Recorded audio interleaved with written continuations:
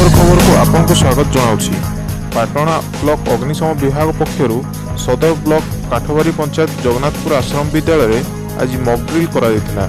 बन्या बात्या भूमिकंप और आकस्मिक अग्निकांड आदि प्राकृतिक विपर्य समय किपरि उद्धार कार्य करा जाए ताहा प्रदर्शन भितर छात्र छात्री और अन्य कर्मचारी मानकु बुझाइथिले।